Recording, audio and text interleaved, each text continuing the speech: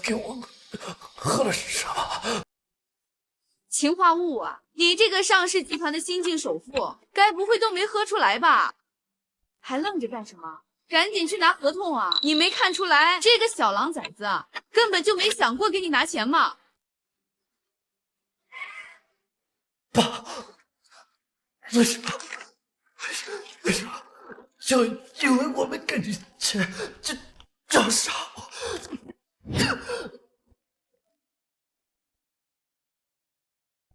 既然这样，那你当初为什么要争夺我的抚养权？要不是为了让你妈那个贱人心甘情愿的出抚养费给我当赌资，你以为我会要你这么个累赘啊？什么？不是一直跟我说生活不要我，都怕我抛弃了吗？我们不这样说，怎么断了你和你妈的联系啊？万一你跟她走了，我们岂不是少了一棵摇钱树？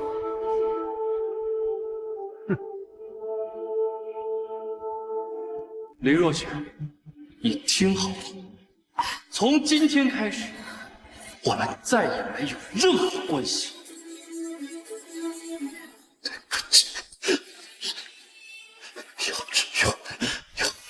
是我一定。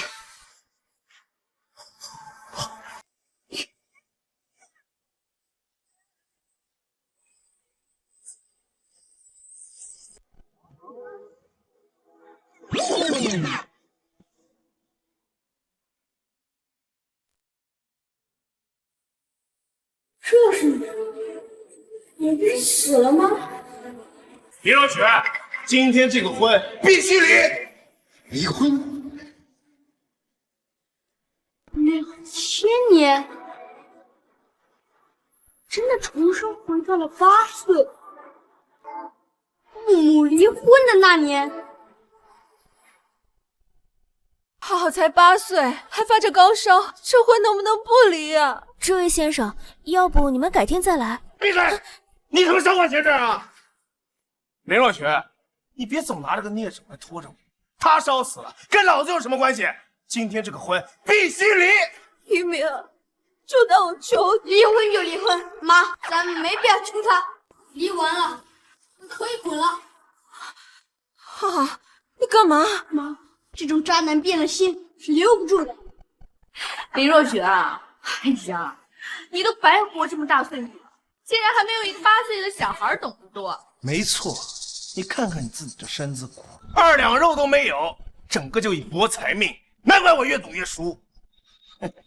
不像梦里，脸大吃4方，手壮镇3江，命格硬。家里还有个大胖小子，比你生的这个病秧子不知道好多少。有了梦娘，以前我输的钱都能捞回来。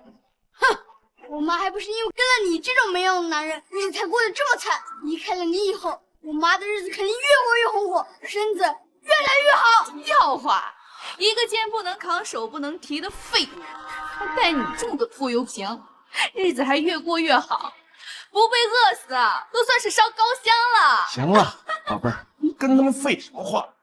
我本来趁着今天好日子，咱把证明。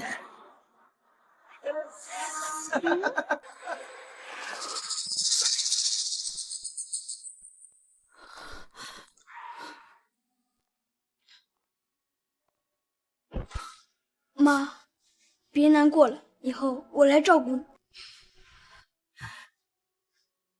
好真乖，有你陪着，是妈的福气。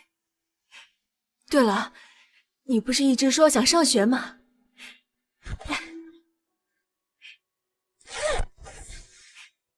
这3000块的学费和学杂费，是妈背着你爸偷偷攒下来的。明天咱们就去学校报名。要不是为了让你妈那个贱人心甘情愿的出抚养费给我当赌资，你以为我会要你这么个累赘啊？妈，妈，你放心，这辈子我绝不会让任何人伤害你。好好长大了，成男子汉了，都知道保护妈妈了。走，跟妈回家，妈给你包饺子吃。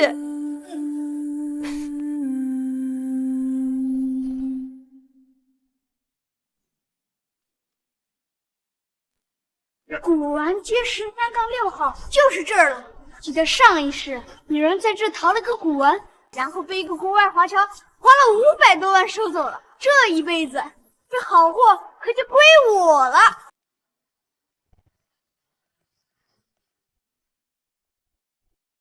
老板，你这东西我全包了。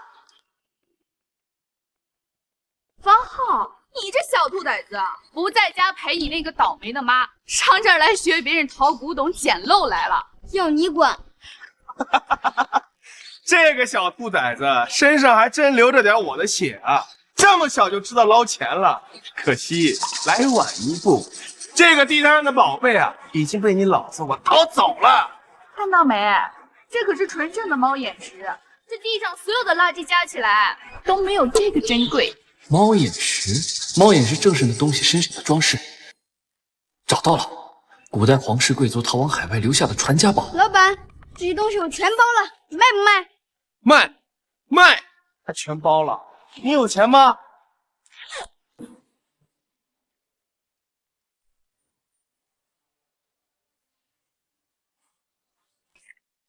这里一共3000多块，一手交钱，一手交货。不好了，不好了！怎么了，同志？你慢点说。我给我儿子攒的上学钱不见了。林女士，您先别着急。其实，按照您的口述，最大的可能是您家的孩子把这钱给带走了。不会的，警察同志，浩浩他是个乖孩子，不会偷。队长找到了，早上晨练有个大爷看见一个小孩背着书包进了古玩街，身材样貌和穿着都对得上。什么？小兔崽子真是跟你妈一样傻，又丑又倔，没一点眼光，就知道捡破烂。没眼光的是你，狗屎和金子都分不清，所以才丢下我妈，去找这么个老女人。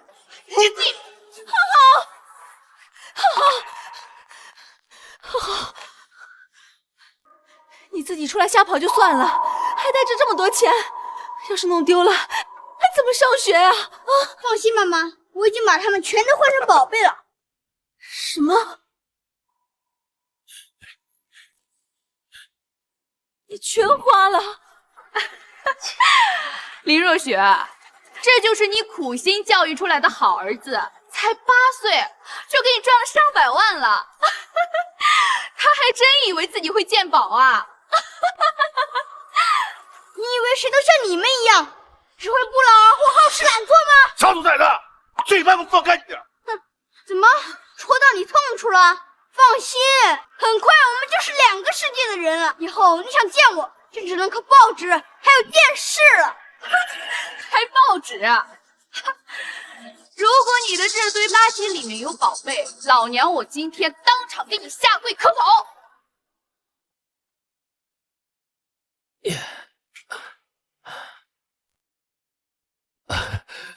陆总，这古玩街本来就没什么好货，您别放在心上。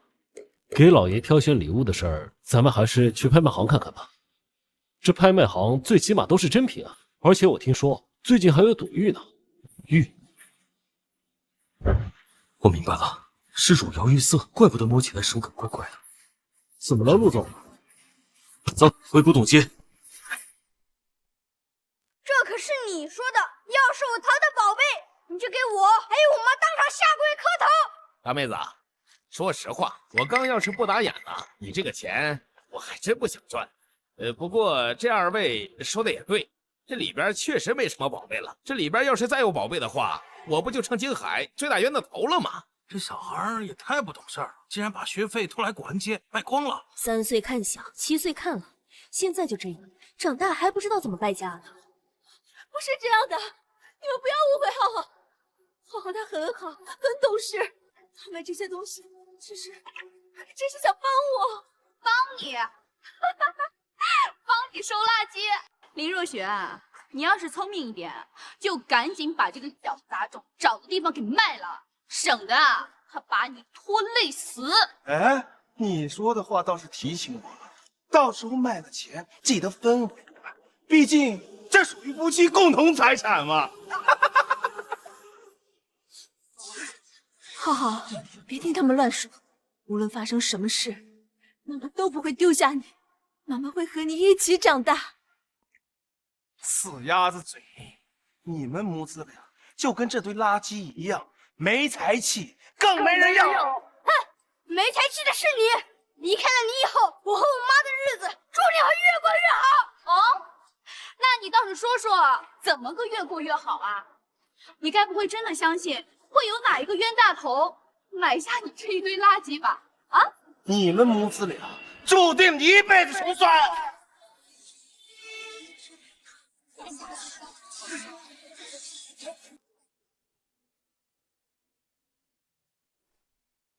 老板，你那些东西呢？我全要。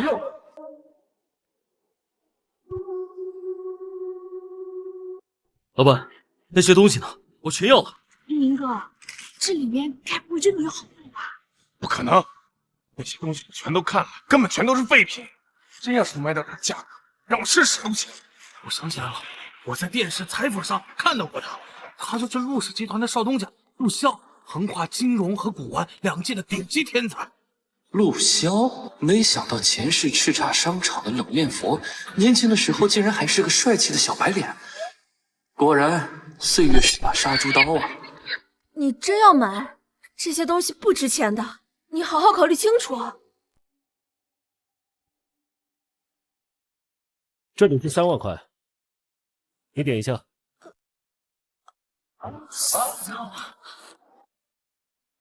你要干嘛？小家伙，这些东西你妈妈刚才已经卖给我了，你应该把它还给我了吧？你花3万块钱买我手里的玉，就算你们是陆氏集团，也不能这么不要脸吧？你们想赖账？浩浩，谁说赖账？我妈卖你是地上那些破烂，我手里这个不卖。小家伙，侮辱陆氏集团是要付出代价的。年轻的时候就这么臭屁，活该你上辈子被我算计。这玉俑错彩镂金，做工细腻，一看就出自宫廷的匠人之手，底部还刻有皇室徽记，可见不是凡品。这个东西起码值这个数。这小孩居然知道这汝窑是皇室贡品。一个小兔崽子，一个破玉俑，你敢要5万？你这心可比我黑多了你。浩浩，这本来就是笔横财，咱们不能太贪心。这3万块也足够妈送你去上学了。怕什么？谁让他本事不到家，看走了眼呢？你个小兔崽子，怎么跟陆总说话呢？陆总跺脚就能碾死你们母子，知不知道？林若雪，这就是你教育出来的好儿子，还敢要5万？这他妈就是讹诈！今天要是能卖5万，我能不知道吗？陆总，好，10万就50万。什么？50万？50万？我没听错吧？我刚刚听陆总给的50万，不是50万，是500万。啊！小家伙，就算你这玉俑真是汝窑，市价50万也就顶天了，你开口就要500万，难不成你觉得我陆骁很好说话？我不管你是陆总还是马总，买不起就让开，别耽误赚钱。小子，在金海不会有人比我出更高的价格。哦，你这么自信？当然。那我们打个赌怎么样？什么赌？要是我能把这玉俑500万卖出去，你以后就给我做小弟，怎么样？小家伙，你知不知道你在说什么？怎么？堂堂陆家继承人，该不会跟一个小孩打赌都不敢吧？ Maggie, this time we return to Jinghai with sole purpose of finding our family's lost heirloom. 汝窑玉俑 is really crucial to our family. I understand. Grandpa said that whoever finds family heirloom will become the clan leader before he passed away. But it has been so long, only relying on the opportunity of two of us to search. It's like looking for a needle in a haystack. I know, but we have to find it. No matter the cost or the price we have to pay, we must bring it back. Look!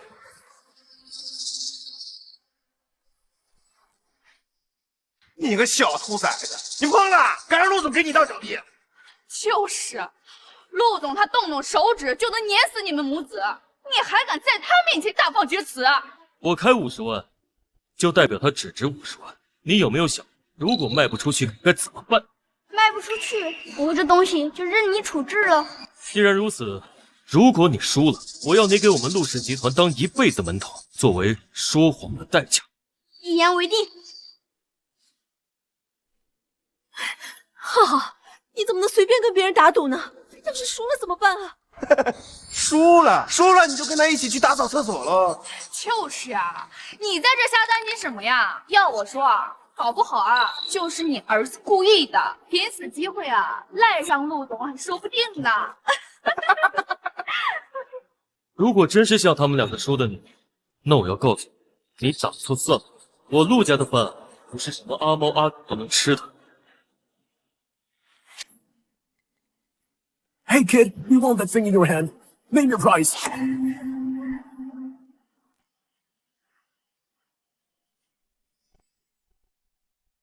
Hey kid, we want that thing in your hand. Name your price. 陆总，这俩人看这样子，好像是华侨，难道他们也想要这东西？先静观其变。这俩人是谁呀？说什么这是？一句都听不懂。老板，这你就不懂了吧？这是英语，一看就是吃外国粮食长大的归国华侨啊！怪不得呢，这年头普通老百姓吃饱都成问题，这俩人长得人高马大的。哎，不过在新闻上面我看了，就现在能说外语的，这都属于人中龙凤。哎，他们不会也看上我这玉俑了吧？哎，不，是我的玉俑。站长，别挡着我们的贵宾了。挤什么挤狗腿子？上辈子肯定就是汉奸走狗。I want this. 小朋友，这两位是国进来的贵宾，想要你手里的东西，让你出个价。500万，少一分不卖。哎呦 ，crazy！ 这破玩意儿，500万。Sir, the child said he wants 5 million, so he can sell this thing to you. No problem. What? No problem. Okay, sir. Okay, sir. 看他们的表情，你做我小弟的事情应该跑不了喽。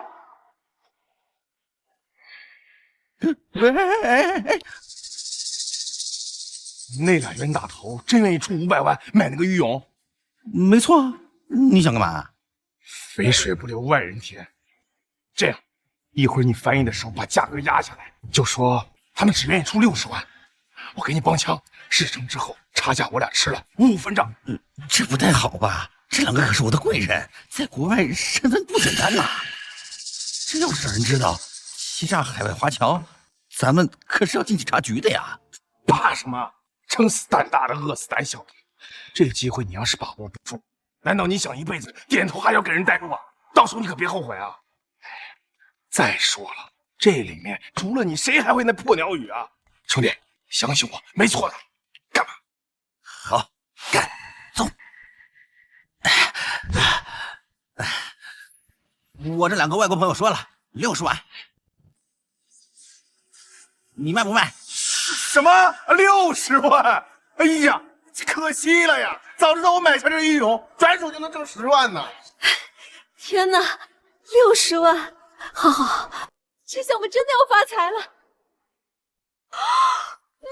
60万！这要是我的钱，我下半辈子什么都不用干了，这也太幸福了吧！怎么样啊，小孩？这些人还真是利欲熏心，要不是我会英语，没准就真被他们骗了。60万，我不卖。What？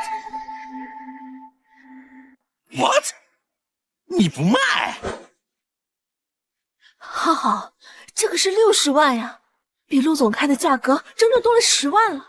妈，相信我，这东西远不止这个价钱。哎，你个小孩，你怎么这么贪心呢你？ Hey, what did he say? 5 million isn't enough for him? Tell him. We can't even pay more. OK, sir. 看来这东西还真是一件宝物啊！这样说什么也要从这孩子手里弄出来。这俩外国人加到70万，你卖不卖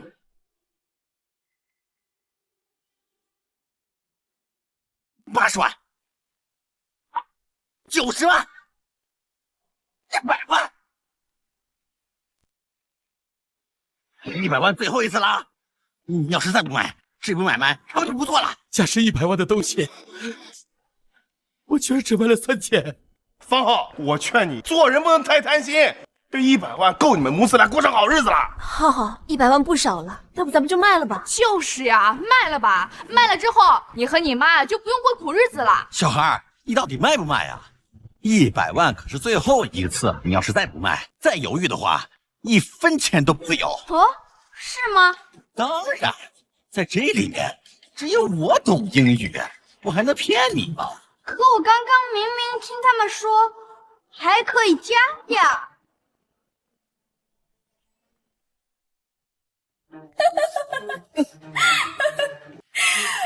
你听说？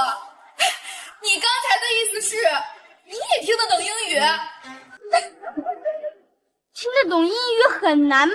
当然难了，如今这社会能听懂英语的哪个不是功成名就的人中龙凤啊？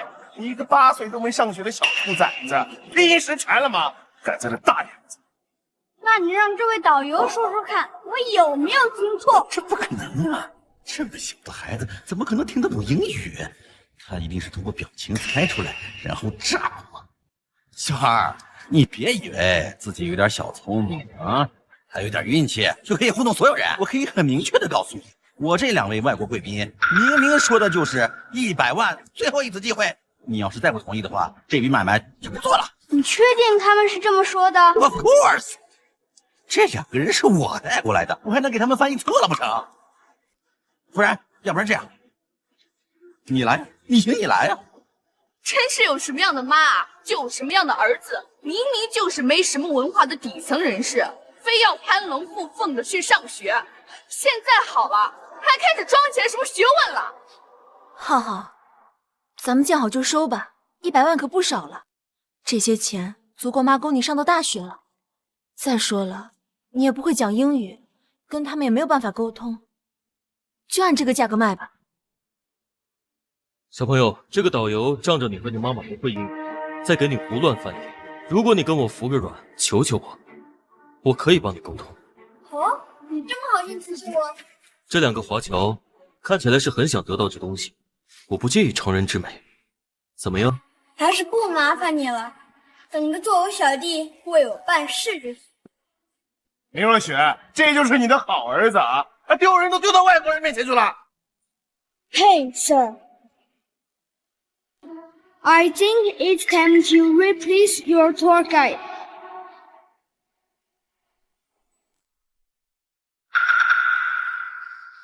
浩浩，你什么时候学的英语啊？这玩意儿还用学吗？不是随便听2句就会了吗？有什么难的？不可能！你这么小年纪，怎么就会说英语的？这根本不可能啊！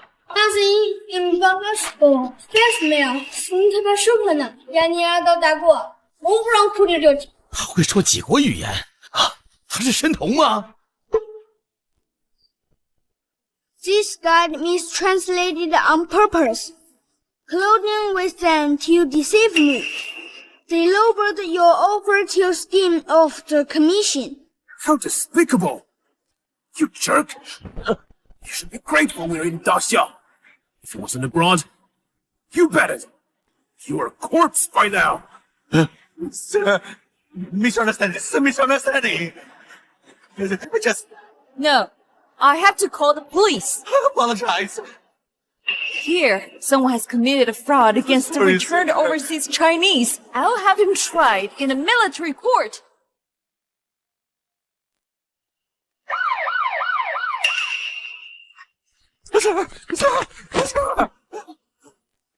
都是这个人，这个人让我这么做的。哎，诽谤！好，爸爸没想骗你啊，你跟警察说几句，别把我也抓了啊！哦，是这样的吗？是，当然了，爸爸就是跟你开个玩笑，你快跟警察说说，别把我放了吧！啊，儿子。是啊，芳儿，他毕竟是你亲爸，你可不能大义灭亲啊！警察叔叔，身为被害者，应该有权利跟他说两句吧？儿子，爸爸就知道你跟我还是有感情的，这打断骨头连得起。你放心，爸爸以后一定。方一鸣，我告诉你，你敢动我妈，小心我要了你的命！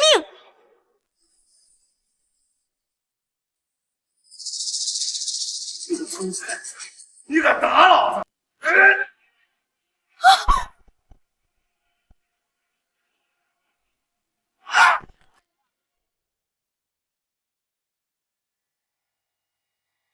我还不是你！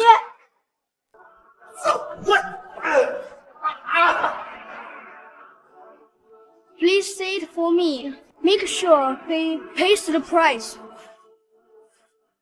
Don't worry. I have ability. Make it happen.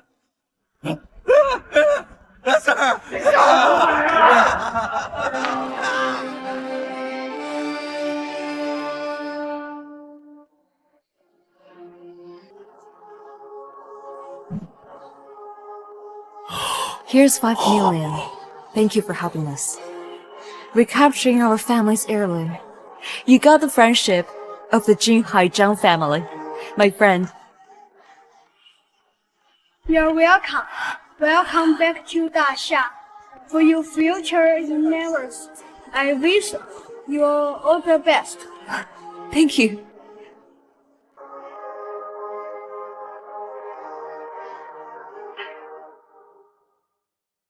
哎呀，这500万本来应该是我的。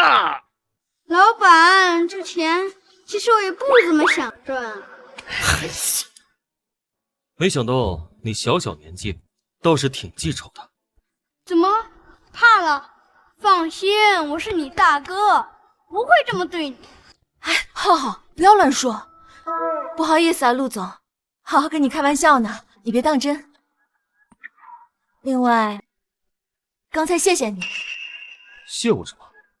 我看得出来，刚刚如果浩浩不会说英语的话，你也不会看着我们母子被坑而袖手旁观的。妈，你谢他干什么？他刚刚明明就是想捡漏，而且以后谁帮谁还不一定。你要帮我？现在陆氏集团因经营不善，已经处处暴雷，想必你已经被董事会围攻了吧？而且我听说陆总的资金链应该要断了。够了！到底是谁？是谁告诉你这些的？你到底是谁？是谁告诉你这些的？糟了，一时得意，忘了这个时候陆骁心智还没到八方不动的程度。果然振臂遭雷劈呀！陆总，我妈说了，生气会长皱纹的，跟你开个玩笑而已。而且这些经常看新闻和报纸的人，应该都能分析得出来。你以为？快看，神童在那里！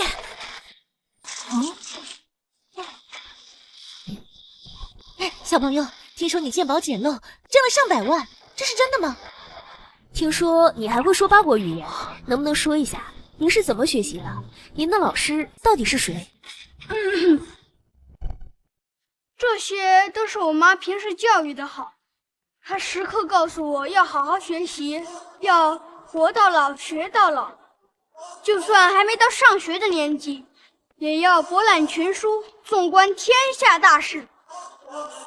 李女士，您一定为这样的儿子感到骄傲吧？其实我……李女士，据我所知，你们母子住在贫民窟，根本没有机会接触到古董和外语。到底是不是幕后人和您故意炒作，就是为了博取大众眼球，争名逐利呢？不是这样的，不是这样的。神童还是人为？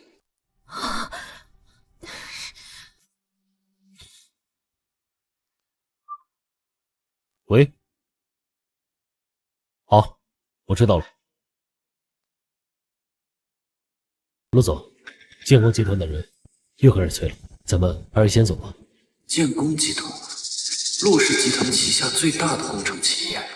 近日，金海市周边水位暴涨，附近16个城市已被大水淹没，政府正在积极救险、巩固堤坝，希望大家团结一致，共抗灾情。上一世金海突发洪水，导致附近的农户颗粒无收，无数人家无家可归。既然老天爷让我重生回来，我不能眼睁睁看着灾难发生。而且，这条消息应该足以让我套牢陆骁，让他心甘情愿的给我当小弟。大家静一静，这不是炒作，也不是为了博取眼球。我知道你们很难接受，但事实就是这样。另外，我还有个重磅消息要告诉大家。据我分析，金海市即将发生洪灾，请大家做好预防洪灾的准备。而且沙子和混凝土的价格会大涨。真假的呀？这孩子说的。某些建工单位可千万不要发国难财，因小失大哦。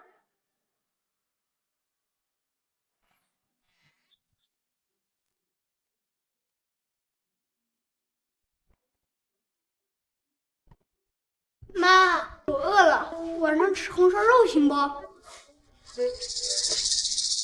你给我跪下！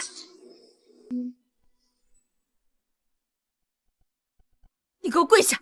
妈，你怎么了？跪下！方浩，你老实告诉我，你到底是怎么知道那些东西的？啊，你说那些，这些都是我平时在图书馆里学的呀。那里面厉害的人可多了，我喜欢问，自然就明白了。幸好老爸平时工作忙，总把我放在书店，不然还真不好解释。那洪水的事情呢？也是书上说的，蚂蚁搬家、青蛙乱叫、燕子低飞，这些都是暴雨洪灾的前兆。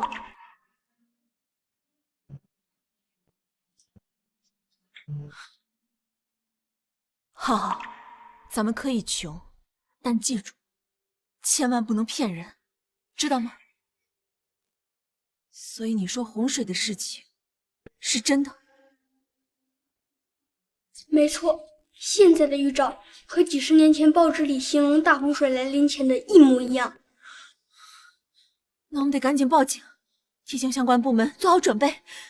妈，别担心，我在媒体面前都说了，会有人来处理的。咱们还是先想想晚上吃什么吧。咱们有钱了，我要吃大餐，红烧肉、糖醋排骨，还有……吃什么大餐啊？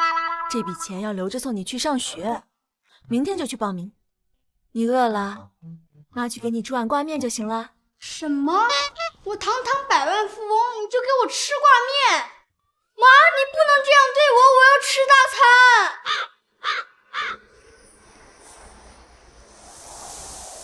妈，我不想上小学，里面都是些小孩，幼稚死了。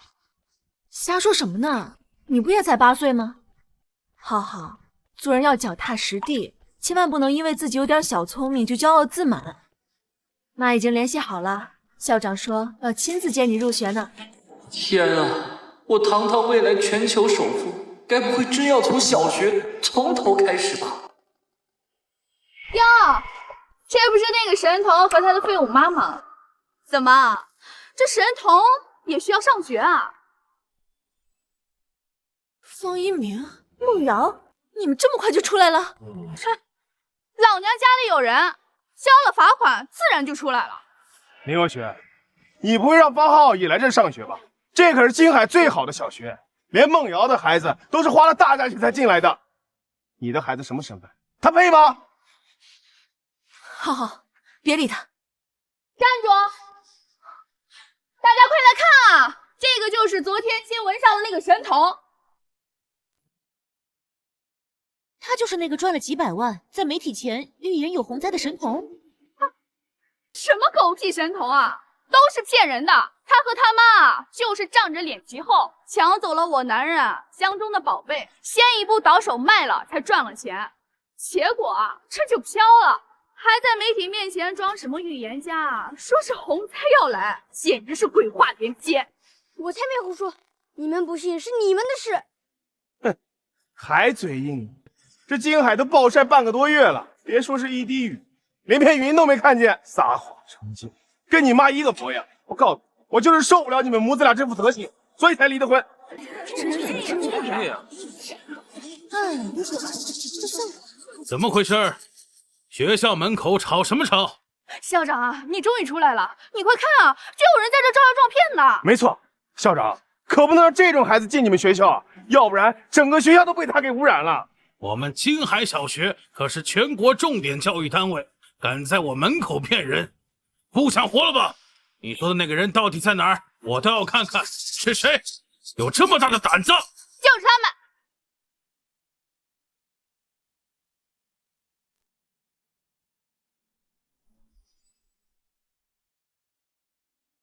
就是你们在我学校门口闹事儿？不是这样的，校长，我是林若雪，昨天给贵校打过电话，是您叫我过来给我儿子报名的。你说他就是最近传得沸沸扬扬的那个会8国外语的神童？什么神童啊？校长，你可不能被这母子俩给骗了啊！我是他前夫，这孩子是我的种，他要真是神童，我能舍得跟他离婚吗？那你的意思是？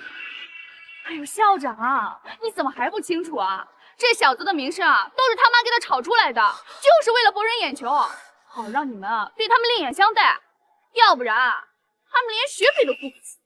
方一鸣，好歹是你的亲生儿子，你怎么能这么诋毁他？那也比你强。我骂的是不想让他骗人，不像你就会让他在媒体面前吹牛，说什么洪灾药，真是为了博人眼球，连脸都不要了。幸亏我早就跟你们断绝了关系，要不然非得被你们连累不可。就是，大家好好抬头看看啊，现在这晴空万里的，哪像是会下暴雨的样子啊？还神童呢！我呸！骗人也不找一个好一点的法子，真是没见识。打雷了，该不会真要下雨吧？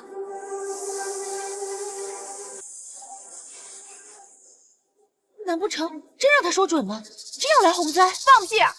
打个雷而已，就算是现在下了几滴雨点，那又跟洪灾有什么关系啊？你们该不会真的相信这小兔崽子是预言家吧？广播通知，天气观测台紧急通知：金海市全市突发特大暴雨，水位上涨，请全体市民减少外出，做好防洪准备。减少外出，做好防洪准备。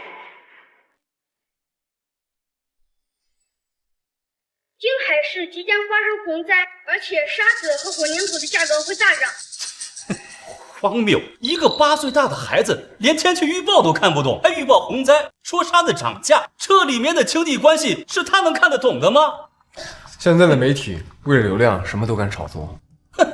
可这孩子竟能脱口而出8国外语，这也确实不简单。背几句书罢了。要真是有这种天才，我们武大一定破格给他送去录取通知书。好了，还是说回学术讨论的正题吧。紧急通知：金海市突发特大暴雨，据报道，请全体市民减少外出，做好防洪准备。减少外出，做好防洪准备。什么？竟真让他给说对了！最新消息，因抗洪需要，政府已将沙子列为战略物资，向市民全体高价回收。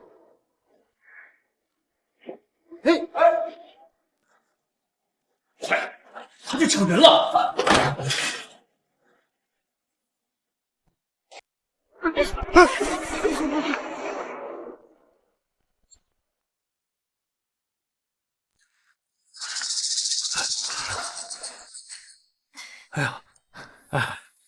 林女士，现在看来啊，方浩确实是天赋异禀啊，我们金海小学非常愿意招收他。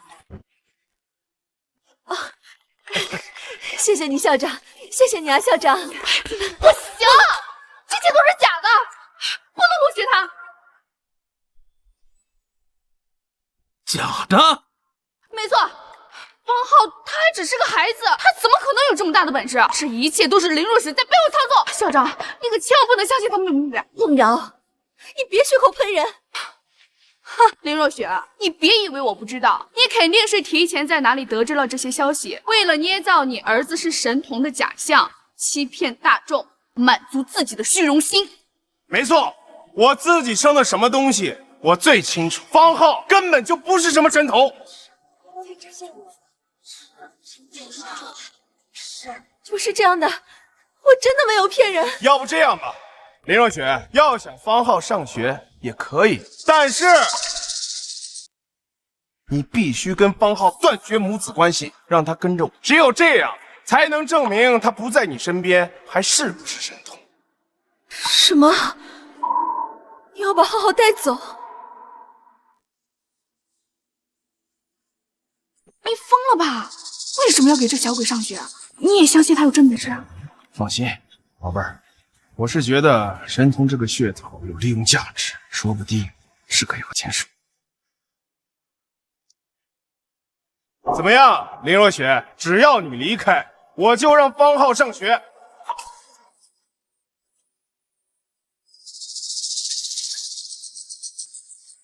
浩浩，妈，你放心，我是绝对不会离开你的。别答应他们，我们走。要是你们离开，我就让全金海都知道，所谓的神童竟然被金海小学退学了。到时候我看哪个学校还敢要他。谁说方浩没人要？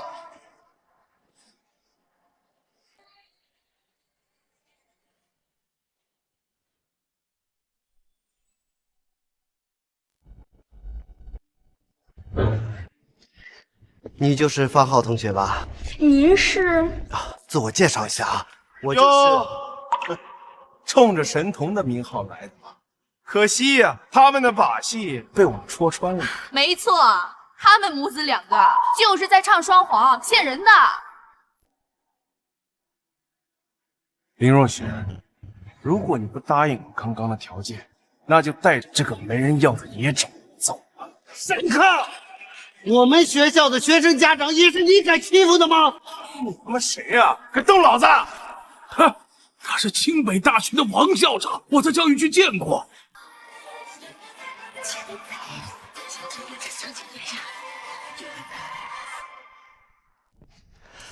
方浩同学，我代表清北大学正式的邀请你成为我校的特招学子。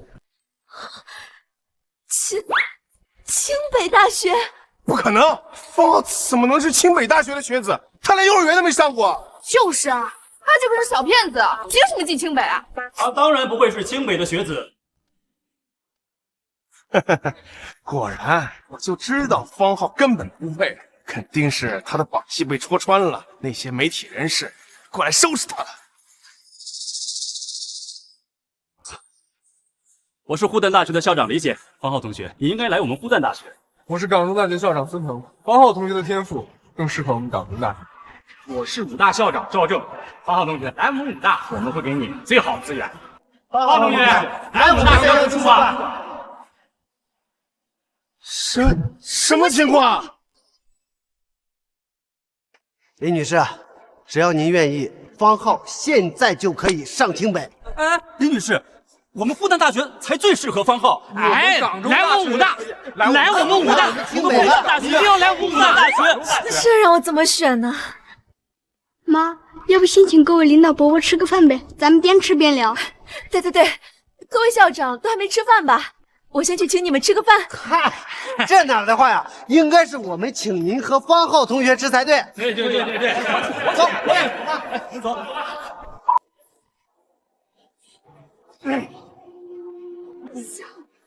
我是不是在做梦啊？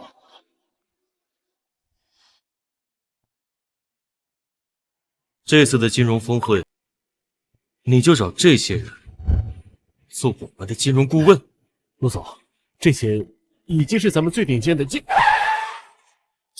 怎么开车的？陆总，孙秘书，前方山洪爆发，道路被淹，正在警戒，过不去了。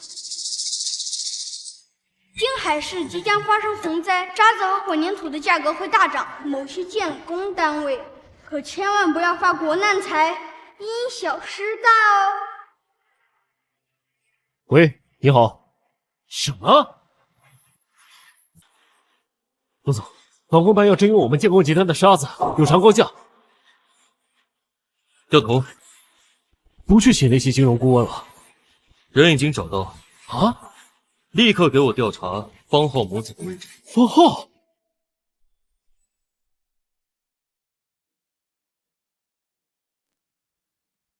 情况怎么样了？损失多少？师长，您放心，损失微乎其微，仅仅是有村民丢了几头牛。这么少？这次可是百年不遇的洪灾啊，受灾规模不小啊，你们可不能瞒报。不敢瞒报，不敢瞒报。多亏这位工作人员提前做了准备。好，你叫什么名字？我给你记上一功。市长，这功劳不是我的，是一个叫方浩的小孩。什么？一个小孩？我当时看这份报道，虽然不信，但心想防患于未然，也就提前做了准备。没想到这小孩说的竟然是真的。举全市之力，给我马上找出这个方浩。另外，将关于他的所有信息汇总成册，交给特殊部门核查一下。您的意思是，我们金海说不准真要出笼了。林女士，这里是陆氏集团旗下的最有名的酒店，论环境和服务啊，放在整个京海都是一流的。陆氏集团。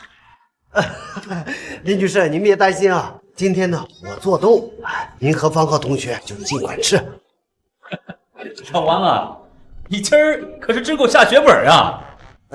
糖衣炮弹可不行啊，待会儿得看咱们哪所高校更有诚意。行，不过呢，今天啊，考虑到方浩同学在，咱们就不点酒了。来，林女士，你看看。我随便就好。我就不客气了，早就想吃大餐了。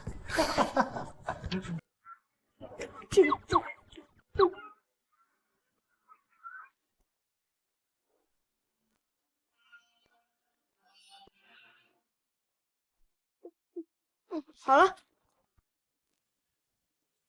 林女士，我们复旦大学历史悠久，在金融方面那更是领先全国。如果选择我们，我承诺将提供全额奖学金，还有导师专程1对1培养方浩。哎，李校长，你这可太不地道了，菜还没上呢，你就开始挖人了。林女士，他刚才说的我都能给，而且还给方浩配套独立公寓，只要你选择我们武大。林女士，我们港中也不差，师资力量雄厚，还能给他出国深造的机会。来清北，林女士，以后你们家的婚丧嫁娶，我帮了。林若雪，你这婚丧嫁娶，哼，林若雪，你整这么多人，是在搞集体相亲吗？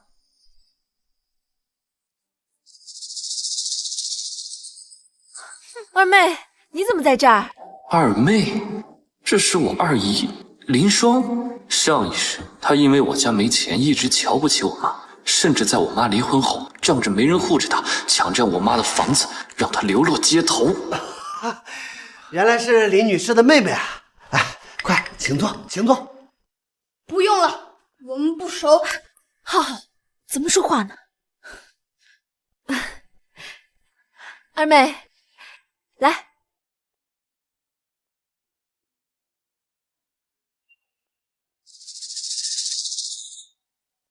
哎，林若雪，你一个女人，怎么带一群老男人出来吃饭呢？你这应付得过来吗？这不是有关浩浩上学的事情吗？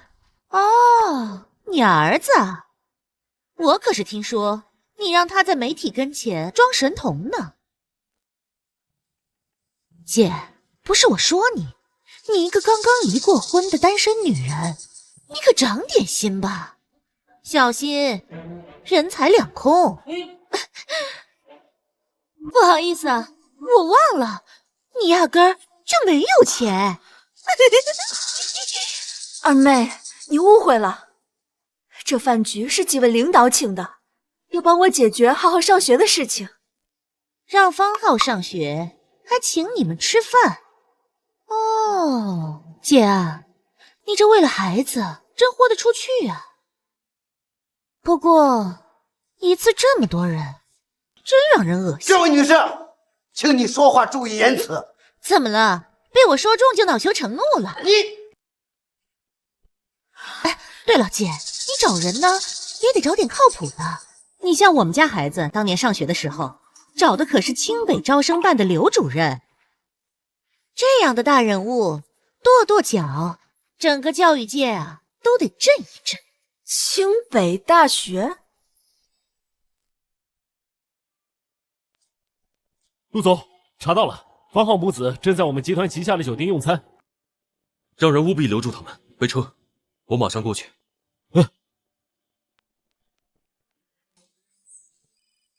喂，孙秘书。什么？女人和小孩？好，我马上去找。务必把他们母子给我看好，千万别让他们离开。我和陆总马上赶到。好，我一定看好他们。你说这个清北的刘主任这么厉害吗？哼，要不说你跟你妈没有见过世面呢，连刘主任都不知道。他可是要给我引荐清北大学的校长，好让我的孩子能够轻松保送呢。不像你们，请客吃饭连瓶酒都喝不起。二妹，别说了。对了，姐，你说他们几个能帮你解决方浩上学的问题，那敢问他们是在哪儿高就啊？该不会是哪个野鸡大学看你的吧？要不我跟刘主任说说情，帮他们调个工作先。好啊，我倒想看看这个刘主任他到底有没有资格帮我调换工作。就凭你还想见刘主任？二妹，别这样，这几位领导都是……别劝他，就看他好好表演。大姐，不是我说你啊，他们几个也就只能骗骗你这种没见过世面的土包子吧。我骗人？有机会我倒想看看这位手眼通天的大人物到底是何人。好啊，真是死鸭子嘴硬。正好今天我老公约了刘主任出来吃饭，算算时间也该到了。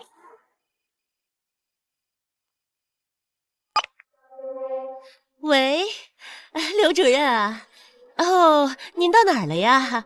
哎呦呦，不好意思，你已经到了。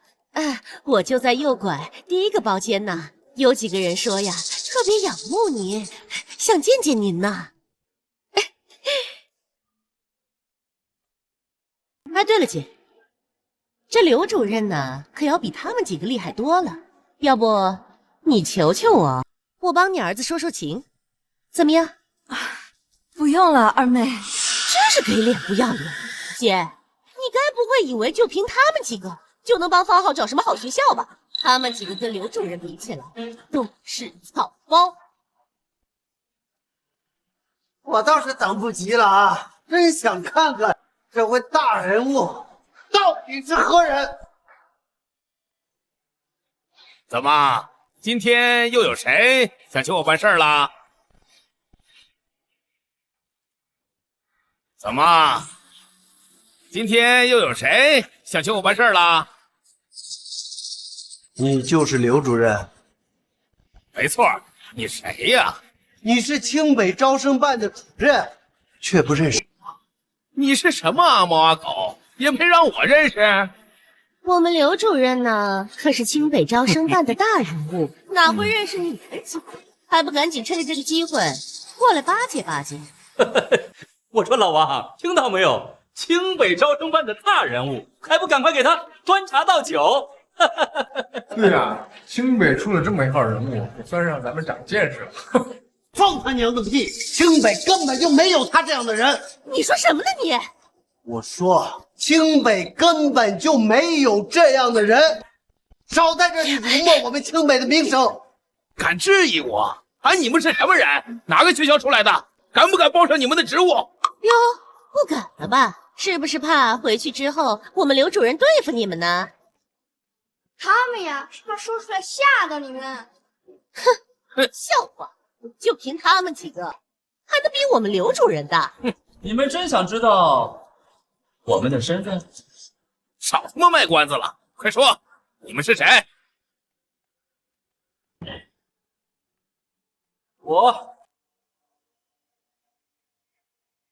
复旦大学校长李显，大校长赵正，我港中大学校长孙成，还有我清北大学校长王华。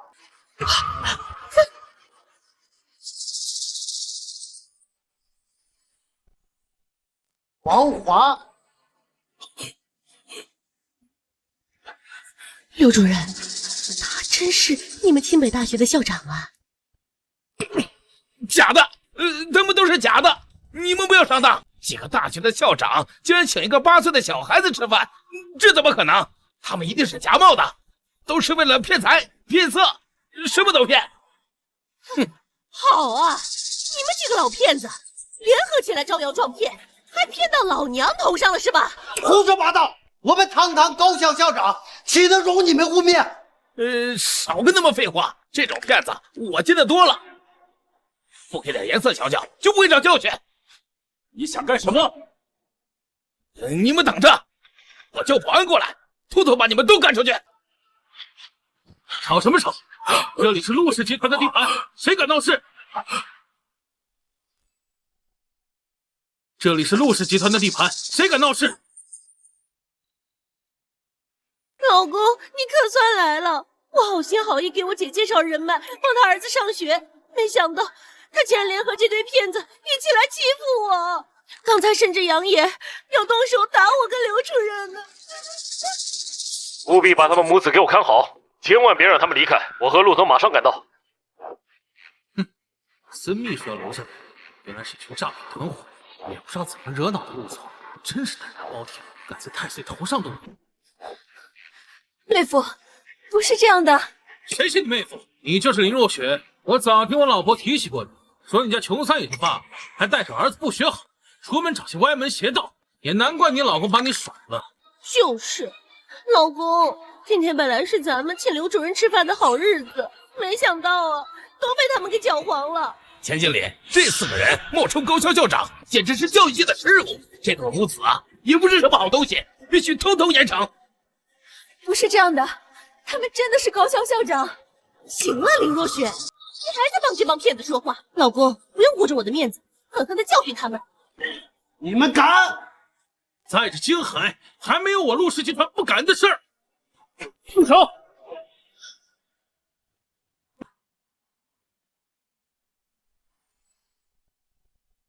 陆总，孙秘书，您2位来了。你们是？这位可是我们陆氏集团的少爷，陆总经理。陆总，原来这位经理是你的人啊！刚刚要教训我，我好怕。你能不能高抬贵手？小鬼，你这脑子倒是比你妈灵活呀！现在懂得求饶了。警告，这是什么情况？这不是按照您的吩咐把他们留下来吗？孙秘书，这些人一看就是品行不端的，还有这4个人竟然敢冒充高校校长，还有这对母子啊，竟然敢顶撞我和我老婆呀，必须严惩。陆总，你教出来的手下可太厉害了，几名保安围上来，把我妈吓了一跳。是你出的手？还没来得及，我们正准备教训教训他们，您2位就来了。真没想到啊，你们竟然惹到了陆总，算你们倒霉。这陆总啊，可是京海市1等1的大人物，想捏死你们俩，就像捏死2只蚂蚁一样，轻而易举。哇，好可怕！陆总，孙秘书，这事儿我做的怎么样？要算起来，我老婆也有功劳呢。警告，这事儿是你和你老婆做的？对，简直找死！孙秘书，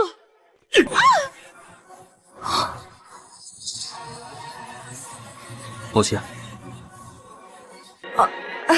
是我管教不严，我代替陆氏集团向你道歉。钱康，你滥用职权，欺压陆总的贵客，即刻起，你被开除了。陆氏集团永不录用。陆总，我错了，我不知道他们是您的贵客呀，陆总。陆总，姐，你帮我说句话呀！哎，姐。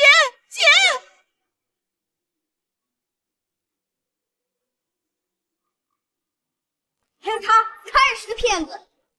把他也抓去派出所。哎，不关我的事啊，我只是……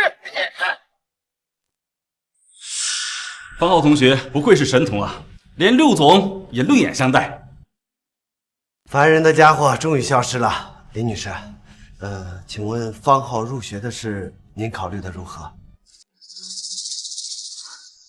浩浩，你想去哪所学校？妈，我想选清北大学，因为清北大学离家近，浩浩想每天都能看见妈妈。好，就选清北。林女士，我们清北可以为你安排校内工作，方便您照顾浩浩。这太麻烦您了。这都是我们应该做的。方浩同学，以后有机会也欢迎来我们学校交流，我们学校永远为你打开门。林女士，期待早日入校。那我们就不打扰了。好，慢走。谢谢，谢谢。陆总，今天感谢您能救场。不必谢我，这次我也是有事相求才来找你们公司。求我们？有什么事可以帮到您？我正式邀请方浩加入陆氏集团，作为金融顾问，参加今晚的金融峰会。金融顾问？金融顾问？陆总，浩浩才8岁，哪能担得起这么重的职务啊？我相信方浩的能力，又或者是你的能力。陆总说笑了，我就是一个做些散工的女人，哪懂这些金融上的事啊？难道真的不是林若雪在背后教方浩这些东西？我要是没记错，上一世那件价值连城的宝物，好像就是在金融峰会出现的。要是能得到它，老妈后半辈子就不用忙活了。陆总，浩浩年纪还小，太早接触这些对他不好，而且学业也不能耽误。陆总，我答应你。浩浩，你说什么呢？这事可不能乱答应啊！妈，来的路上我看新闻了，陆氏集团在预防洪灾期间积极配合政府，将沙子都低价出售。像这样子的良心企业，我们应该支持。妈，你不常说好人有好报吗？就算我们不懂金融，去帮帮场子也值得。好吧，陆总，我们答应你。好，我先过去，你马上为林女士和方浩准备一下，参加今晚的峰会。是。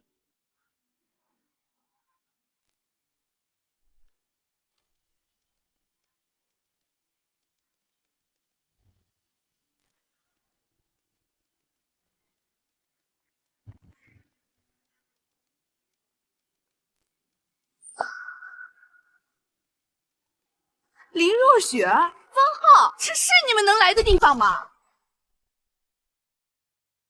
你们娘俩还真是阴魂不散呢，在哪都能碰到，这是你们该来的地方吗？我们不光能来，还是陆氏集团请我们来的。小鬼，别吹牛了，在古玩街，你可是刚刚得罪了陆氏集团的少爷，还请你们来，不把你们2个赶出金海就不错了。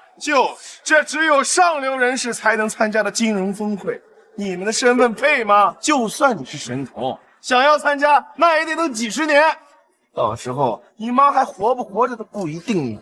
你放屁！我妈一定比你们这对奸夫淫妇活得长。你个小畜生，胡说什么呢？梦瑶，你别太过分！若雪，你敢动我！保安，快把这2个闲杂人赶出去！怎么回事？这2个闲杂人混进来捣乱，快把他们轰出去！请出示你们的邀请函。邀请函？我们是孙秘书接过来的，没有邀请函。没错，我和我妈是你们陆总的贵客，不需要邀请函。编，小骗子，你继续编！你以为其他人都是傻子吗？没有邀请函还在这胡搅蛮缠，把他们赶出去！我邀请的人，谁敢动他们？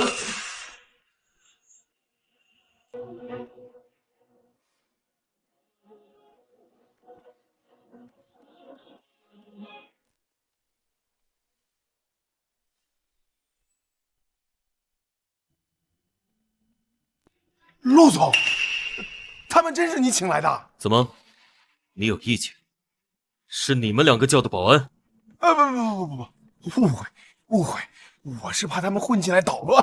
就是啊，毕竟像今天这种场合来的可都是有头有脸的人物，和他们母子一起，这岂不是太掉身价了？没错，这种场合也能让小孩进来。是啊，这也太不正式了。陆总，您看，大家都不愿意跟这种下等人待在一起。以这种场合，以他们的身份，根本就不该进来。和他们比身份。都听好了，方浩和林女士是我们陆氏集团总经理陆总新聘请的投资顾问，是陆总亲自邀请贵宾。这不可能啊！陆总，您可千万不能被他们给蒙骗了呀！我做什么还轮不到你管。来人，把他们两个赶出去！你住手！陆骁，我干爹可是何健，是你们陆氏集团的董事。何健？没错，你要是敢动我，我干爹他不会放过你的。赶出去！住手！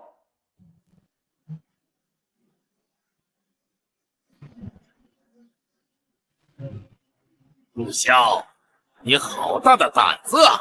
竟然连我的干女儿你也敢动手，威风不小啊！干爹，这老头是谁？他是我们陆氏集团的董事何总，他已经盯着我家少爷的位置很久了。何总，今天代表陆氏集团参会的是我，你怎么在这？陆总，我听说你找了一个8岁的小娃娃和他的妈妈来做顾问，我特地过来看看，没想到这竟然是真的。那又怎样？又怎样？你这就是在胡闹，罔顾陆氏集团的利益。你这是在教我做事？陆骁，就算你是陆青云的孙子，你如此的乱来，我就是有理由和借口在董事会检举你，撤你的职。理由？什么理由？我说他们两个担得起金融顾问的位置，他们就担得起。好，既然你对这对母子如此的自信，那你敢不敢借着这个金融峰会的董事拍卖，让你的这位金融顾问跟我好好的比一场啊？你要比赌石？没错。如果这对母子输了，你就立马卸任陆氏集团董事会的总经理职务，由我来担当。如果你输了，你开什么玩笑啊？啊！我何健在商场叱咤风云几10年，在赌石方面，我也输给一个8岁的小娃娃和这位妇女。你这老头真不害臊，跟个小孩比赌石，却连住都不像，是输不起吗？你，浩浩，别乱说话。我输了，我何健立马从陆氏集团董事会滚蛋。这个赌注够不够啊？好，一言为定。一言为定。陆总，签完了这个对赌协议了之后，可没有后悔的机会喽。一会儿咱们就要好好的比一比，看谁开出的翡翠原石价格更高，就算谁赢。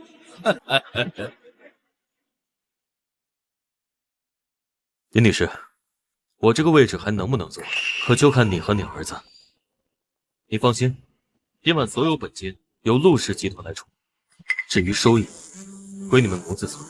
放心吧，陆总，我出马，包赢的。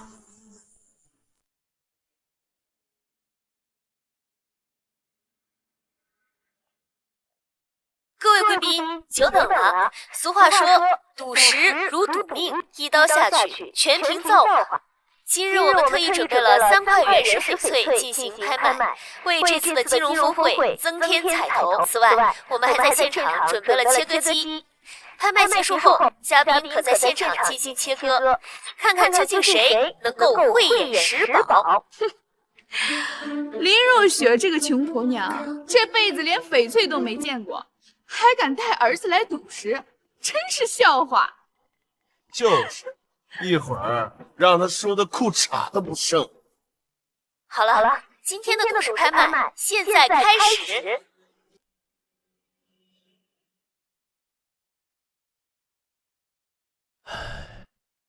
陆总，交给他们这对母子能行吗？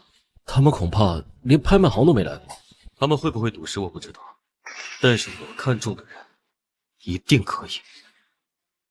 现在让我们开始拍卖第1块原石。等等，我点天灯，这些原石我和我妈全包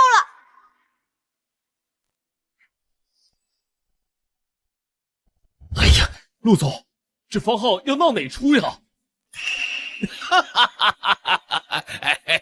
小鬼，你是不是小人书看多了啊？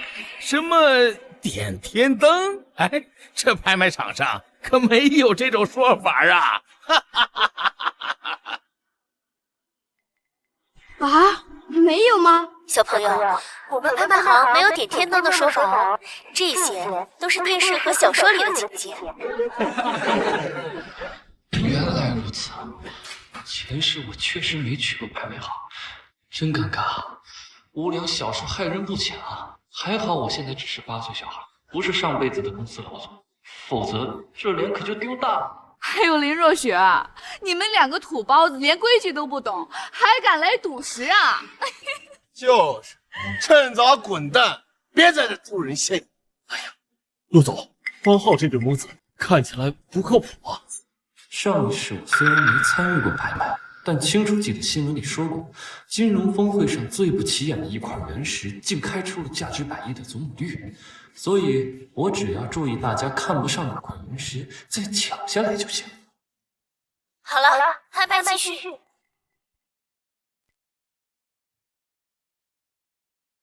陆总，这3块原石，前2块看起来水多还行，能值个800万，但是最后一块简直就是垃圾，放上去就是鱼目混珠。方浩母子要是还有点眼光，就应该拍前2块原石。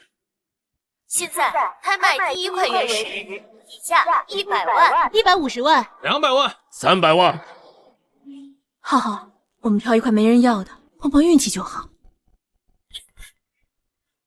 1000万。这块原石最高价格就是800万，何健难道看不出来吗？不，他看出来了。1000万第3次，拍卖成交，这块原石归何总所有。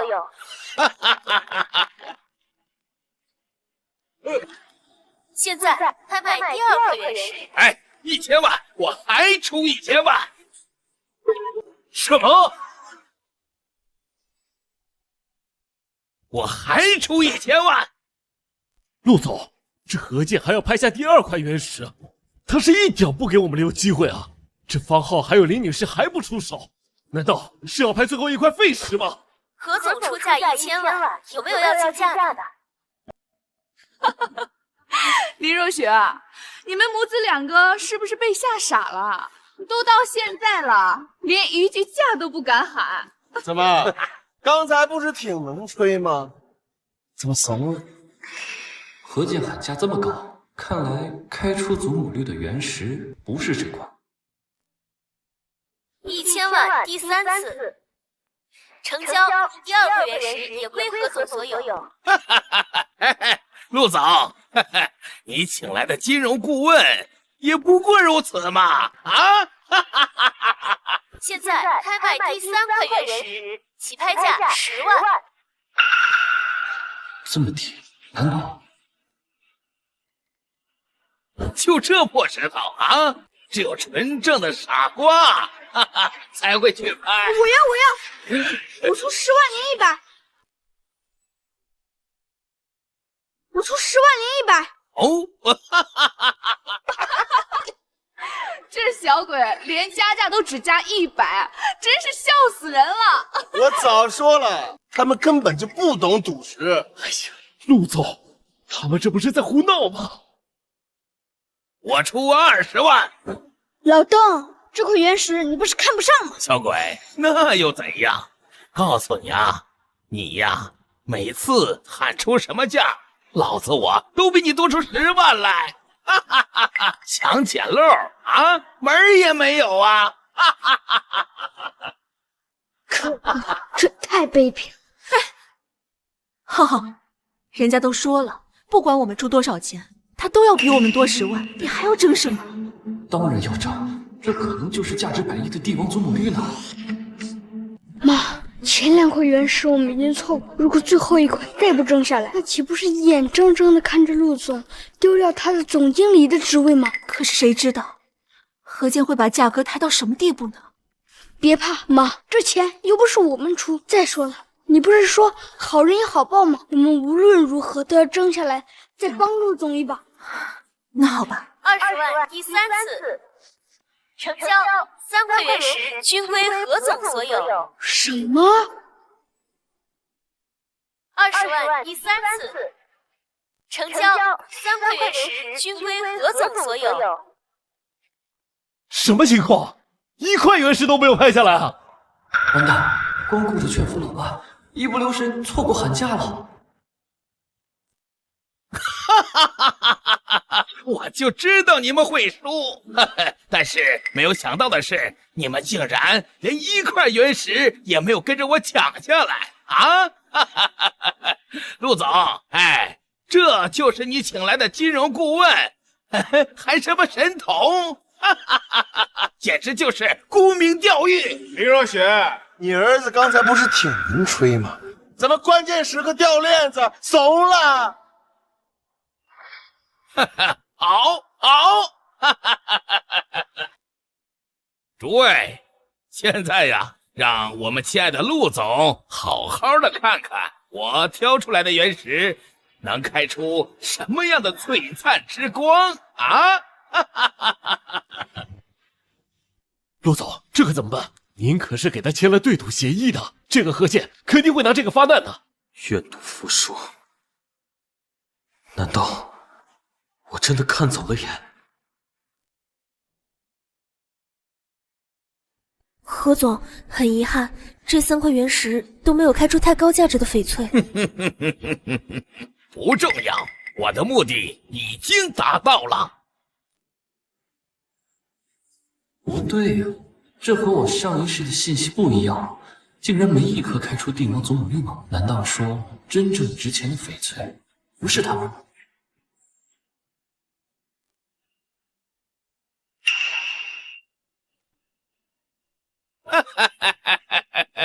陆骁，哎，你找的金融顾问毅然输了啊！按照赌约，从现在开始，你已经不是陆氏集团的总经理了。谁说我们输了？这一块还是我们挑的翡翠原石。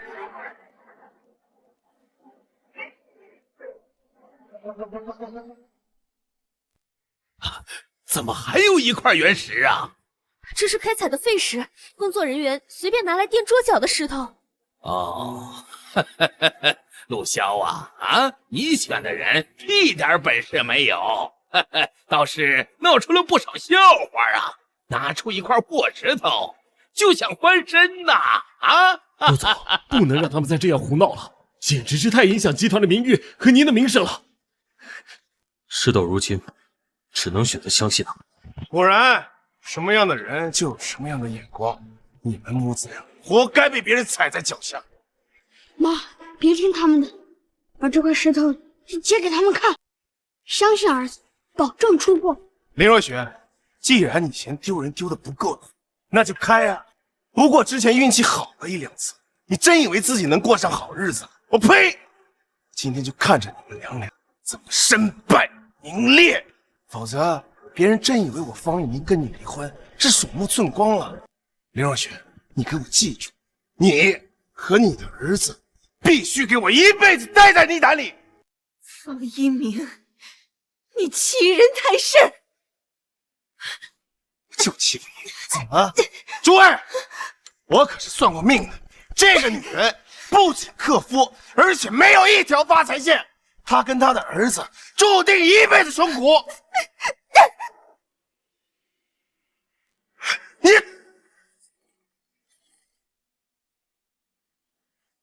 林若雪，你疯了！你说我命中和富贵无缘是吗？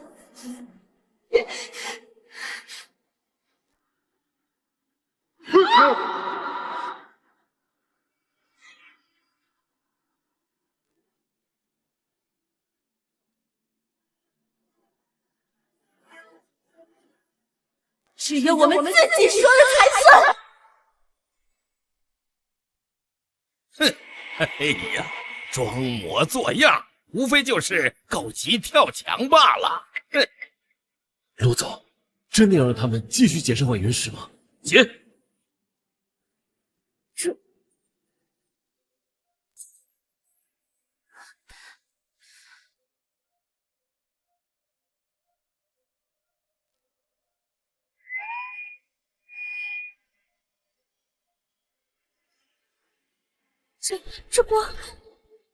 这是上等翡翠。这怎么可能啊？这不对，这破石头怎么可能开锁？这是帝王祖母绿。陆总，方浩和林女士都成了。天哪，这可是100年难得一遇的帝王祖母绿，这东西可是价值100亿啊！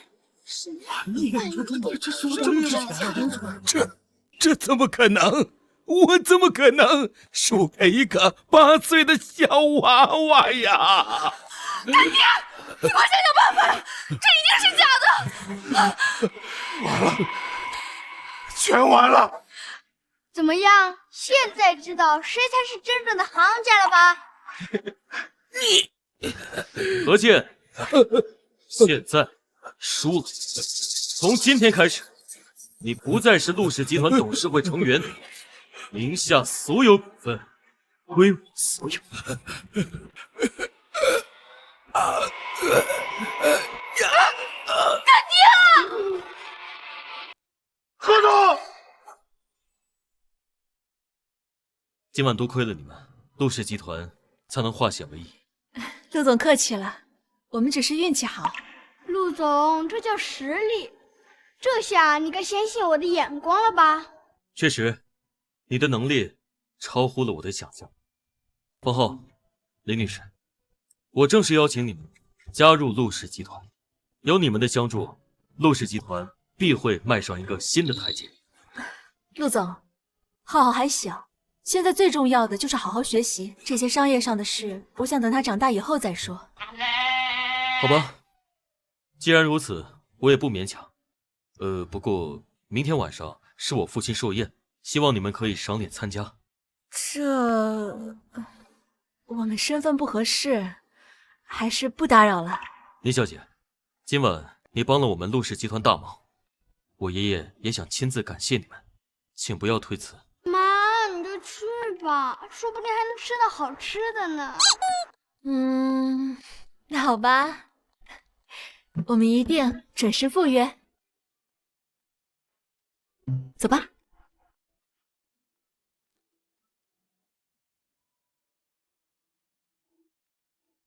陆总，没想到这对母子还真厉害啊！可惜了，雷女士似乎无意投靠我们陆氏集团。那还不简单，像陆总您这样的高富帅，那什么女人把握不住？只要您攻略了林若雪，那他儿子不就是您的？你是不是觉得你很幽默啊？陆总，陆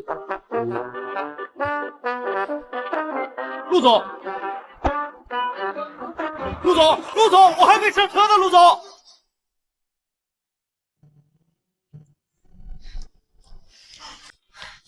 第一天上学就迟到，像什么样子？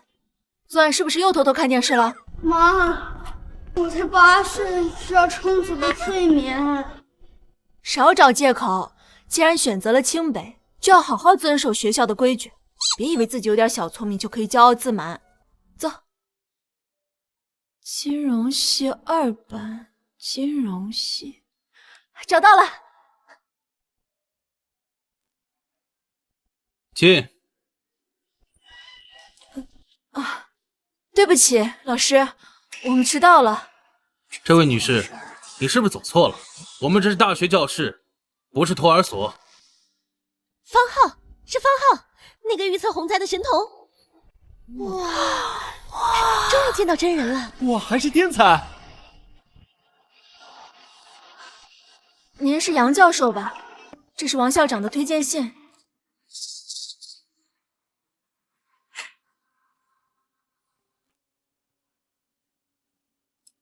胡闹！8岁小孩能听懂我的课吗？这个王校长越来越离谱，什么样的关系户都敢收。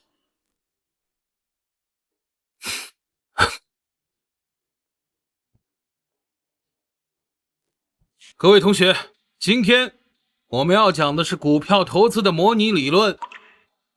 浩浩，你看得懂吗？唉，听这种嘴炮理论没用，千篇一律，还得实战才行。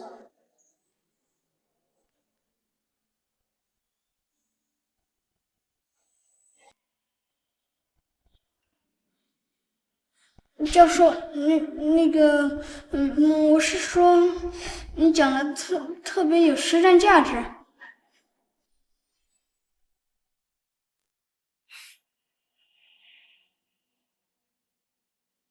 方浩同学，你是不是以为这些知识都没有用？不是，暂时对我来说暂时用不上。哼，你年龄不大，口气还不小，我也不知道你究竟听得懂还是听不懂。教授，他可是个神童啊！神童又怎么样？在清北的哪个不是天之骄子？他的事我听过。不过是凭运气，成功了1、2次而已。来这里，就是来读书搞学问，脚踏实地的掌握真正的本事。对不起啊，杨教授，浩浩还小，还不懂事。但是运气也是实力的一部分，不是吗？哦，你是这么想的？哼，那好，我们今天这堂理论课就改成模拟实操课，每个人都要模拟操作。我倒要看看你这个神童的运气还有没有用。完了，杨教授可是出了名的严厉，小神童第一天就得罪他，估计要倒霉了。这可是模拟实操课，他成绩要是不行，指定是要吃亏的。我听说方浩在小叔那挣了1个亿，是不是真的？行了，赶紧模拟吧，不然一会儿交不了差，肯定会被教授罚抄证券法的。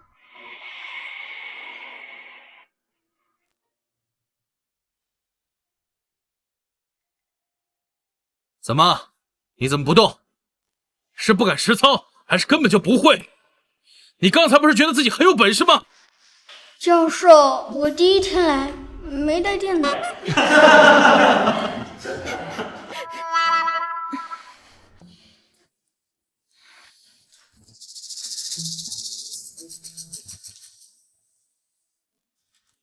用我的。还不动？是不是没有资金操作？没有资金，我给你。难道你觉得我会骗你？我堂堂一个清北教授，会骗一个8岁小孩？不是，杨教授，我是未成年。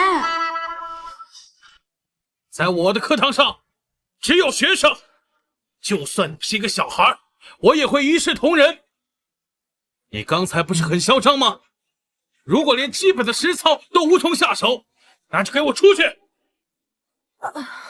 杨教授，浩他这……你不用替他辩解，让他自己说。教授，我的意思是，我是未成年，国家不让我注册炒股账号。啊！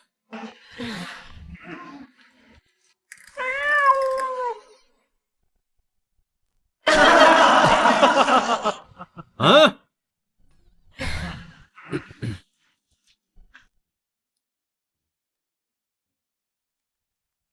用我的，下课我再来检查。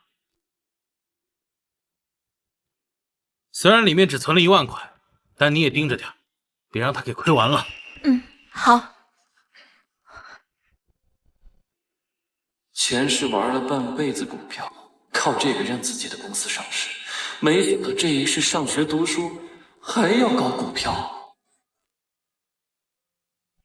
到涨停板了，陆明，你的收益高达25%，不愧是清北校花，实力与颜值兼具啊！果然是陆氏集团的公主，这也太厉害了吧！大家看，陆宁的操作就非常的精准，他选的这只股票前期调整充分，今天放量突破压力位，这就是实力的体现。不要像某人一样相信什么运气，实力就是实力。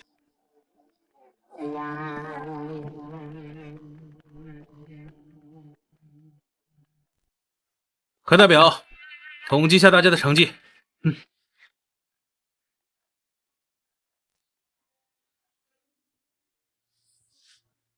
小朋友，杨教授虽然严厉，但他是为了我们好。你沉下心，好好学习。您说的对，浩浩会好好学习的。交作业了。就算大家这次实操做的不好也没关系，毕竟这次理论课我还没有给大家讲完，大家只要踏踏实实的学习。天哪，你是怎么做到的？收益率300%，方浩，你怎么做到的？收益率300%，方浩，你怎么做到的？300%，开玩笑吧？我去，这是什么神仙操作？怎么回事？常规操作不是很简单吗？整整3倍，这不可能啊！你炒期货了？没能炒期货啊？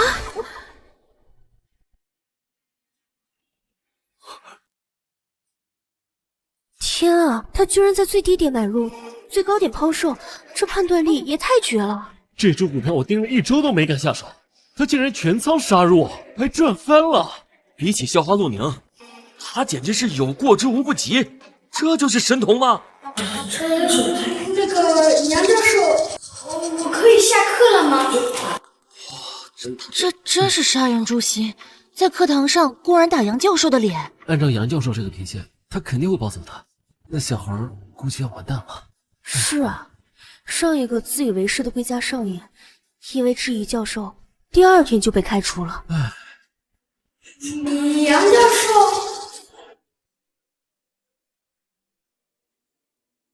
别叫我教授了，叫我老杨吧。啊？那个方同学，你能不能也教教我呀？啊？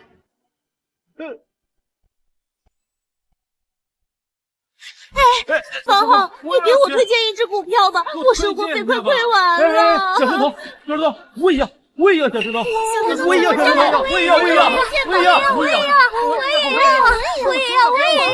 我也要。股市有风险，投资需谨慎。像你们这样盲目跟风，只会亏得连裤衩都不剩。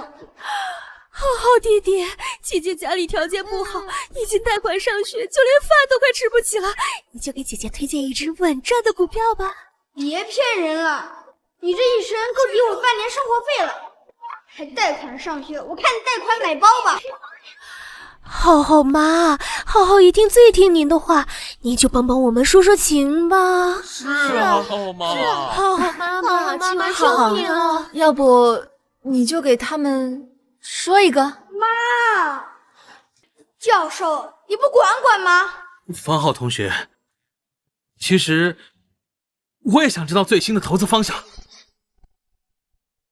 哎呀，小神童，你就帮帮姐姐吧！姐姐最近看上了一款限量版包包，就差一点点钱了。帮帮姐姐吧！帮帮我吧！停！真服了你们了！我说还不行吗？如果最近想发财的话，别去炒股了，去囤积点木材，稳赚。木头，这能值几个钱啊？就是啊，又不是金丝楠木，小弟弟，你少糊弄我们。你们自己看。最新消息，世界环保大会将于今晚召开，多个代表将共同签署全球木材宪法协议。你是说环保大会之后，全世界都会控制木材砍伐，导致木材价格暴涨？还是你聪明，这环保自然要保护生态环境，接下来各国一定会严禁乱砍乱伐，然后木材的价格一定会上涨。方同学说的有道理。对啊，不过木材的储量和数量繁多，除非囤积很大的量，否则利润有限的。那只是普通情况。如果有一种木材出口国只有一种，而它正好在保护大会商议的保护植被范围内，又会怎样？那它的市场价格恐怕会暴涨不止10倍。可我们又不知道是哪种木材，我们又不是环保大会成员，岂能未卜先知啊？难道你知道？没错，那种木材就是花梨木，我预测它的价格会涨到100倍。你怎么知道啊？山人自有妙计，不然小年纪的我怎么能被称为神童呢？方法已经告诉你们了，信不信由你们。妈，我们走。别走啊！别走啊！等，方浩。妈，你刚才为啥让我帮他们？这不是给咱们添麻烦吗？浩浩，妈是想让你和同学们培养好关系。独木难成林，以后你做什么事情都是需要朋友帮忙的。等我长大了，他们都变成老头老太太了，能帮我啥？你这孩子，听妈的话，下次上课给哥哥姐姐们带点小礼物，知道吗？坏了，今晚要参加陆总的宴会，要迟到了。陆娘，你说方浩说的那个花梨木真的可信吗？如果说花梨木真的被列入重点保护植被，那它的价值至少会翻10倍。那我们买不买？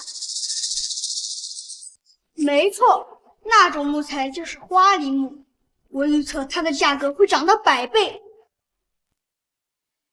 买，我倒要看看这个小神童是不是真的那么神。好，我这就联系我爷爷。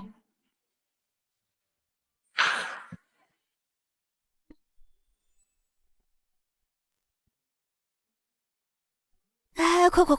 我这次可是全资买进，要是被坑了，看我怎么收拾那个小鬼！快！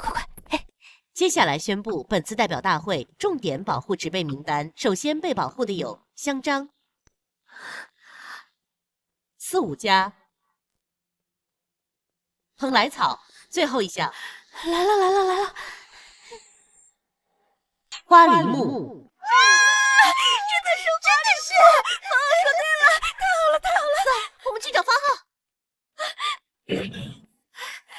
走。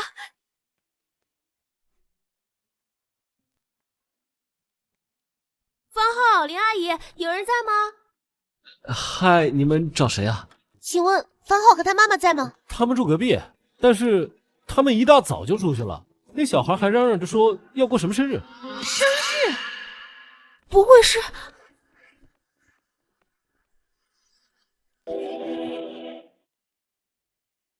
仁兄啊，您突然光临我这儿，什么都没来得及准备。这话你就见外了，我这来的匆忙，我也没跟你们说呀。啊，仁兄，您这次为什么千里迢迢来京海啊？我听说京海有位神童，他在古玩街上大赚一笔，又在赌石拍卖会上发掘了帝王祖母绿，甚至被清北破格招收为学子，于是便想来看看。当真？我京海还有这般天才呀！人才难得，如果能被国家所用，那就好了。哈哈，仁兄眼光独到，我祝你早日找到此人，为国家效力。站住！玉儿，你这毛毛躁躁的，还不跟你任伯父打个招呼？任伯父好。亭亭玉立，玉儿也是长大了。刚刚你爷爷还在跟我炫耀说你在投资市场上买了一批梨花木，大赚一笔，眼光独到，不愧是你们宋家的孩子。啊，你是说那件事啊？那是我一个同学帮我推荐的，他可是个神童。我现在正要去陆爷爷生日会上感谢他呢。呀，对了，你瞧我这记性，今天是陆兄寿辰，我们应该去一趟。等等，你说你的同学是神童，他叫什么名字？他呀，他叫方浩。什么？方浩？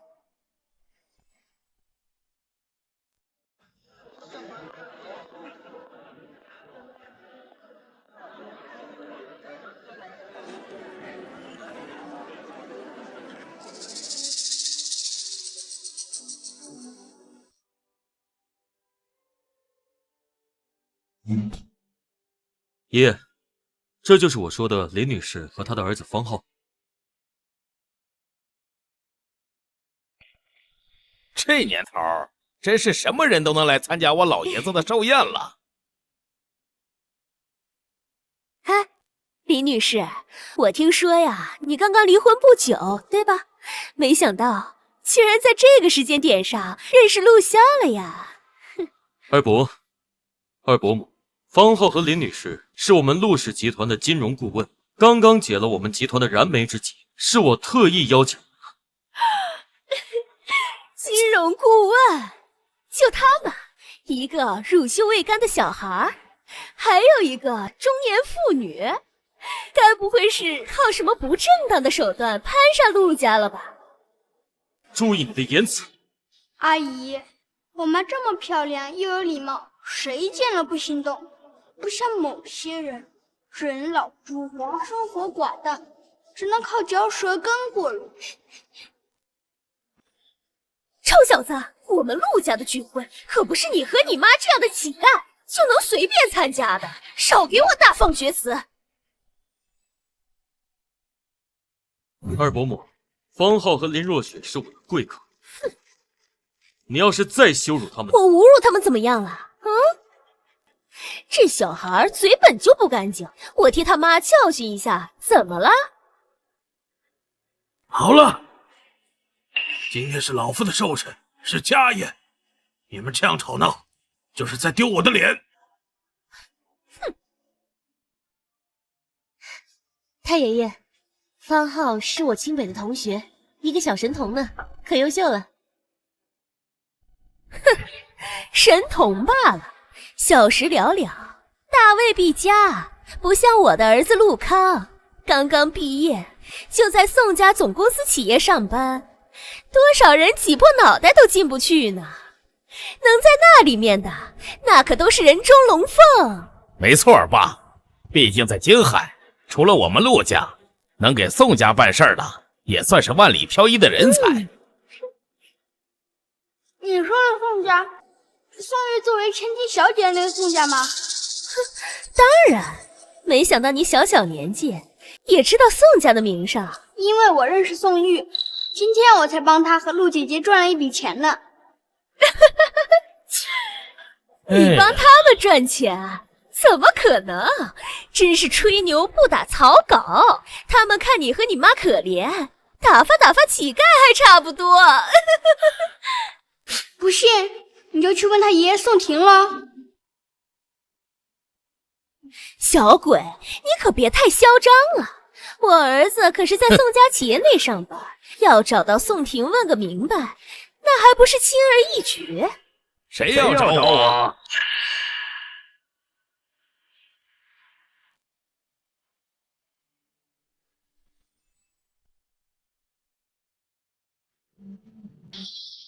宋兄，你来了。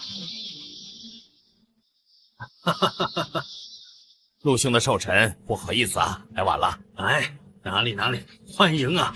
今日除了来参加陆兄的寿宴，我还是专程来感谢这位小友的。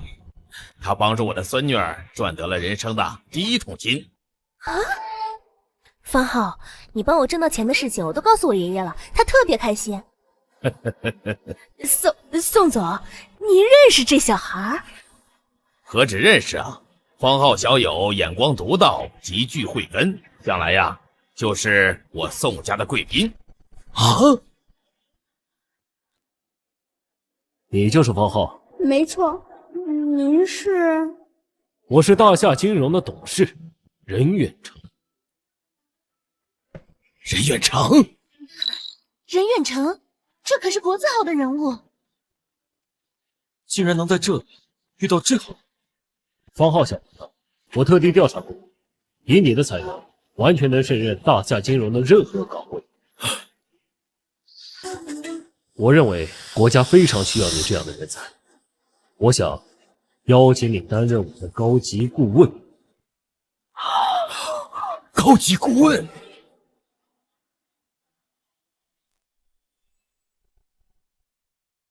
我想邀请你担任我的高级顾问。我去就职，你能不能让他给我做助手？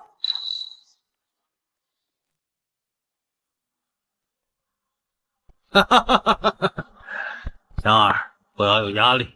虽然这件事儿是沾了方浩小朋友的光，但是能够去大夏金融开创一番自己的事业，也算我陆家祖坟上冒青烟了。大胆去干！爷爷，开玩笑的啦，我才不去就职呢。我要听我妈妈的话，好好读书。哦，对了，就连陆氏集团的金融顾问，从今天以后我也要卸任。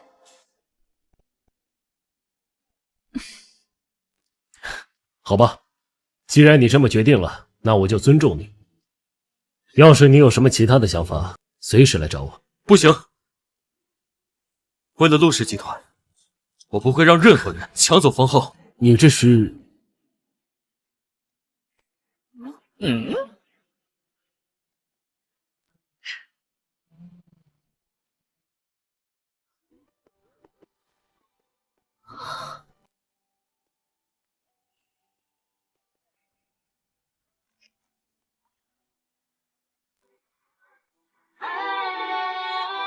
严小姐，我陆骁今日正式向你求婚，你愿意嫁给我吗？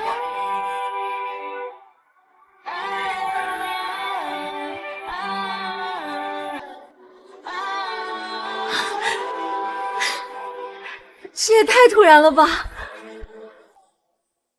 好你个老陆，我把你当手下，你出来当我爸！啊！